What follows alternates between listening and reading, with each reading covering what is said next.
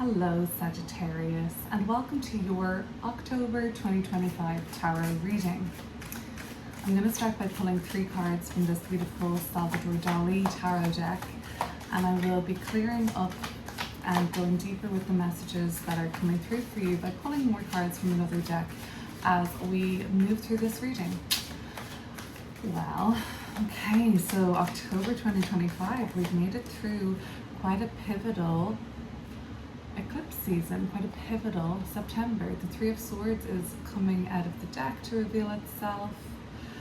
So for some of you, this particular September was very pivotal and quite like a turning point for the collective.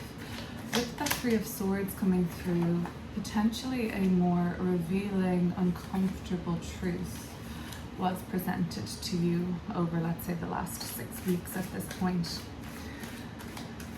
Something that might have been a little jarring or hard to ignore, some sort of a realization. Now, you know what? If you're interested in going deeper into the messages of this eclipse season, what it's been about for you, I've done a 6-week video focused on late August through September into early October for the sign of Sagittarius, which I'll link below. I also forecast that a little more into the future to look at next February and March as well. So you may want to check that out. But let's leave that intro there and get into your October reading.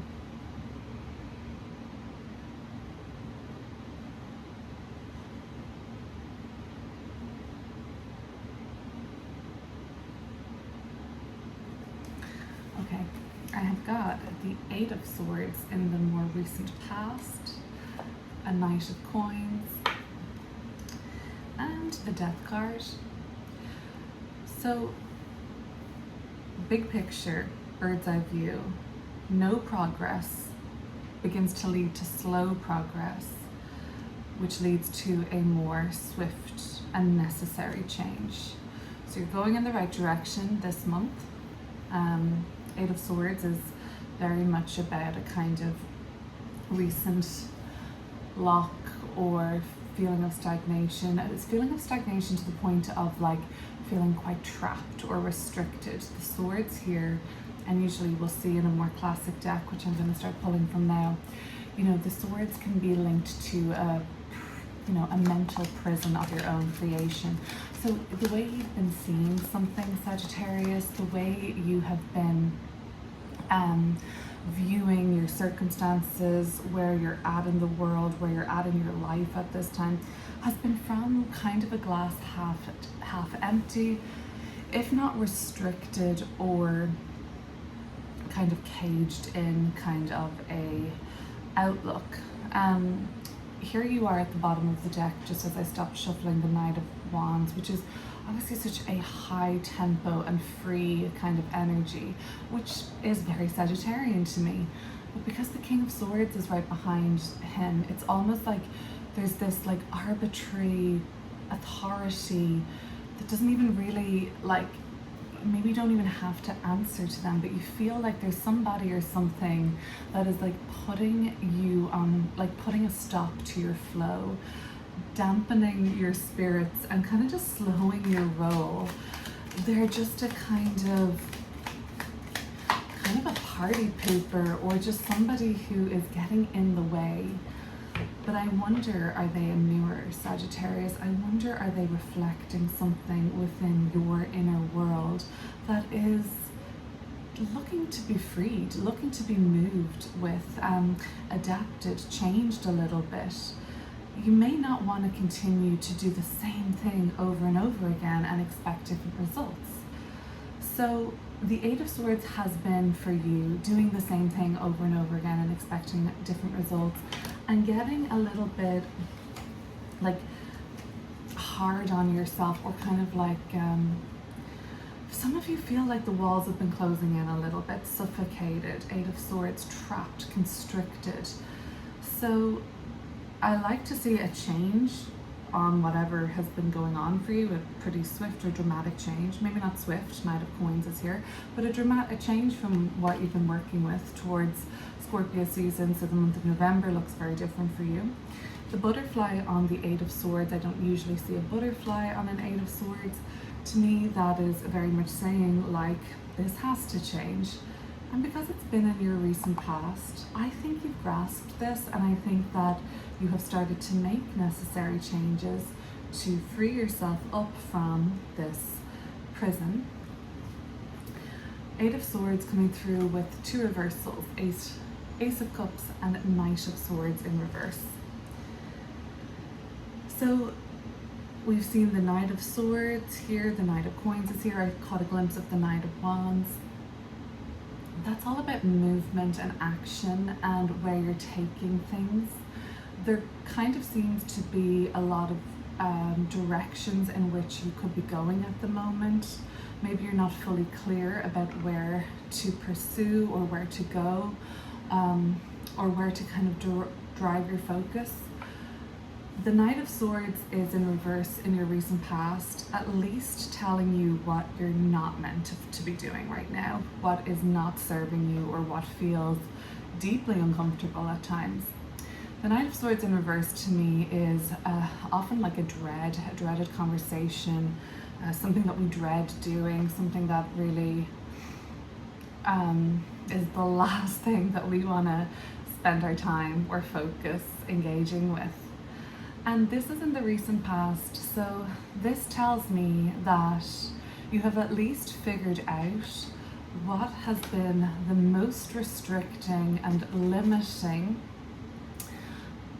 way to spend your time, or at least like thoughts, right? And it's like, it's mental with the sword. So even like what is so unproductive to be even thinking about or dwelling on, that's been made really clear to you. That's great. Okay, so like now you know what's not working and what has been really grasping you, constricting or suffocating you. Now the Ace of Cups in the reversal is like, okay, so there's also an emotional component here.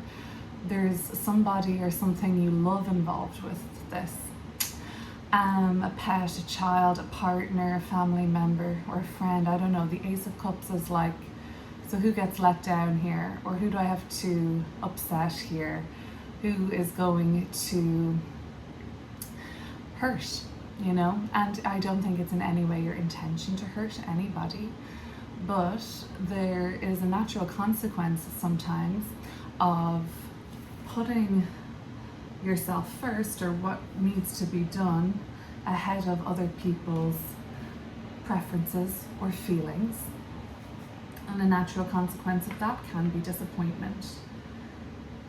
But I think there is a lot to do with this kind of inner world of yours being mirrored with your external lately, where the feelings of entrapment or being sort of caught and not moving to a point of like starting to get really frustrated of the Eight of Swords is asking you to go deeper and say something like this: what am I continuously plugging away at that isn't serving me? What am I, we'll usually see the Eight of Swords, right, with let me get them out of this deck, with a blindfold. What am I refusing to see or look at? What's really keeping me here? What needs to change? And I think until you can answer these questions or do something about it, and I think you've done something about it, Knight of Swords in reverse, you know, I think external manifestations were going to keep appearing until you figured out that the change has to come from within. And so the Knight of Swords is good because even though it's in reverse, it showed you, yeah, basically what you were dreading, you know, what you were hoping would not happen. And because of Sagittarius's power to manifest, possibly more than any of the other signs, well, a lot of those negative thoughts and cycles and prison kind of energy of the Eight of Swords, like that can become a self-fulfilling prophecy too. So you're kind of really starting to figure out where you have to be very disciplined with even your mental energy, and what you spend time thinking about. So as you move into October, should I say this? Did I say this? That there was a Sagittarius reading, right, for the eclipse season? I did. Okay, well, let me just say this then before I get caught on another tangent. Now would be a great time to subscribe, leave a comment, like, share. That's a great way to support and engage with this channel. Thank you. Okay, Knight of Coins. Knight of Coins, Knight of Pentacles, maybe you'll be familiar with. This is making progress this month, significant progress, like the kind of progress that matters to you at this time, be it around your finances, your health, your physical well-being, your direction, right? Where you're going, where you want to be in a physical way, right? In a tangible, real way. This is really important that you make this progress for you, you know, from as far as you're concerned, like this is what you need, and it's very useful. I love that. So the Knight of Coins coming through with, and again, wow, Death card again. That is powerful, Sagittarius. Death card again, and the Four of Swords in reverse. So what does that tell us? I mean, when I see two cards like this coming through with the same card, I always just intuitively want to double down on the like most basic interpretation of this card, like the textbook definition is transformation, right? So something is changing forms, something is maybe being released to make space for something new, or something is just entirely fading away into obscurity, something is beginning, but in essence it's like mainly something is just changing for you. Is it a psychological change? Is it a physical change in circumstances, or a change of a relationship or location? Mainly psychological to me, because of the Four of Swords being here in reverse. It's like this is a card of, again, like, you know, it's very like linked to your mind and your thought process. This is about having a very major realization that inspires some sort of a death process, of like a realization that occurs, and it's so profound for you this month. It's like, oh my God, have I been kidding myself on this? I really need to like course correct, like before it goes too far. I need to do something about this. So the doubling down of the Death card energy presents a bit more of an urgency. It's like, I need to do something about this. That's what I'm picking up on. There will be some sort of a psychological death rebirth. Usually with Death card is very scorpionic, very platonic, very, you know, unnerving at times, but there will be potentially the death psychological effect will be like, how on earth did I not see that? Or kind of unraveling a certain reality that, you know, seems to be falling apart at the seams. Then the rebirth will take place, of course, and you'll feel so much more stable and sturdy and true to yourself. And I might have said this in a video for you before, but the Hierophant is at the bottom of the other deck. So Scorpio Death card, their polar sign is Taurus, Hierophant. Quoting astrologer Stephen Forrest, he talks about the Scorpio-Taurus axis as the wisdom foot and the peace foot. So we move through life putting a wisdom foot forward. Wisdom usually comes from pretty extreme circumstances, or more intense, I don't know, you know, getting fired, losing somebody,